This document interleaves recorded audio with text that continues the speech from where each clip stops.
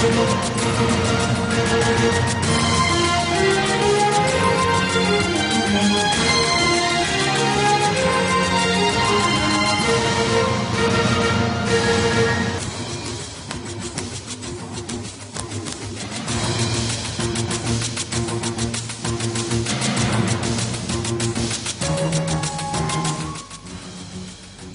ప్రత్యేక హోదా లేనట్టే, కానీ దీనికి బదులుగా భారీ ప్యాకేజీ సిద్ధం చేసినట్లు తెలుస్తోంది. దీనికి సంబంధించిన మరిన్ని వివరాలు మా ప్రతినిధి ప్రసాద్ అడిగి తెలుసుకుందాం. ప్రసాద్, చెప్పండి, ఏపీకి ప్రత్యేక హోదా ఇవ్వడానికి కేంద్రం నిరాకరిస్తున్నట్లు తెలుస్తోంది. దీనికి సంబంధించిన పూర్తి వివరాలేంటి? దాదాపుగా కేంద్రం ఆలోచనతోనే ఉన్నట్లుగా చాలా స్పష్టంగా తెలుస్తుంది. గత 3-4 రోజులుగా జరుగుతున్న అన్ని సంప్రదింపులు సమాలోచనల సారాంశాన్ని కనుక తీసుకున్నట్లయితే ఖచ్చితంగా ఏపీకి ప్రత్యేక ప్యాకేజీ ఇవ్వాలన్న అభిప్రాయంతో కేంద్ర ప్రభుత్వం ఏ మేరకు సుతారం ఇష్టపడలేదు. కారణం అనేకమైనటువంటి అంశాలు ఉన్నాయి. రాజ్యాంగ పరంగా ఉన్నటువంటి ఇబ్బందులతో పాటు 14వ ఆర్థిక సంఘం సిఫార్సులు, ఇతరత్ర రాష్ట్రాల యొక్క నుంచి వచ్చే డిమాండ్లు, వీటన్నిటిని దృష్టిలో పెట్టుకొని ఇక ఏపీకి ఎట్టి పరిస్థితుల్లోనూ ప్యాకేజీ ఇవ్వకుండా ప్యాకేజీ స్థానంలోనే భారీ స్థాయిలో ప్రత్యేక రాయిలతో కూడినటువంటి ప్యాకేజీ ఇవ్వాలన్నదే కేంద్ర ప్రభుత్వం నిర్ణయంగా తెలుస్తుంది. ఆ మేరకు అంతా కూడా భారీ ప్యాకేజీ ఇచ్చేందుకు రంగం సిద్ధమైనట్టుగా తెలుస్తుంది. అమరావతి నగర ఆంధ్రప్రదేశ్ రాజధాని అమరావతి నగర నిర్మాణం కోసం గాను సుమారు 4,000 కోట్ల రూపాయల నుంచి 5,000 కోట్ల రూపాయలకు ఇవ్వాలన్నది ప్రాథమికంగా కేంద్ర ప్రభుత్వం తీసుకున్నటువంటి నిర్ణయంగా తెలుస్తుంది.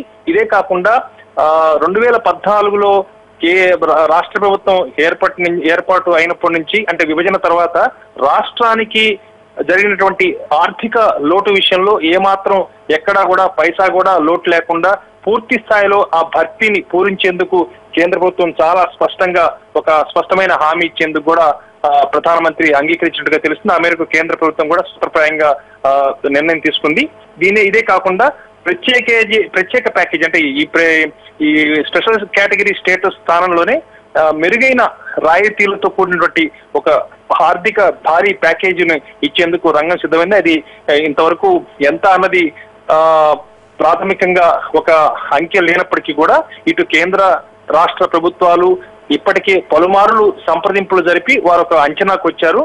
మొత్తానికి వాళ్ళ అంచనా ప్రకారం వాస్తవానికి రాష్ట్రానికి ప్రతి సంవత్సరం కూడా ఈ ప్రత్యేక ప్యాకేజీ వల్ల 3,000 కోట్ల రూపాయల మేరకు పై ఉండొచ్చు అన్నది, ఆర్థిక ప్రయోజనాలు కలగచ్చు అన్నది వాళ్ళ యొక్క అంచనా.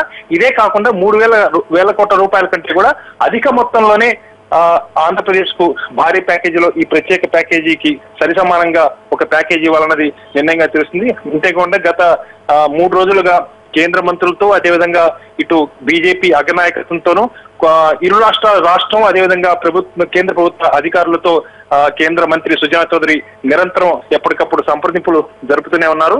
ఆ మేరకు సమాలోచనలు చేస్తూనే ఉన్నారు.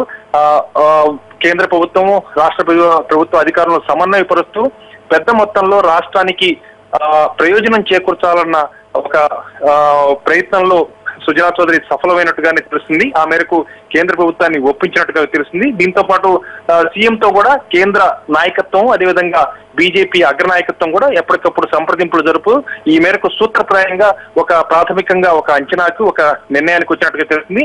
అతి త్వరలోనే దీనికి సంబంధించి అధికారికంగా ఒక ప్రకటన వెలువడేందుకు రంగం దాదాపుగా సిద్ధమైనట్టుగా తెలుస్తుంది.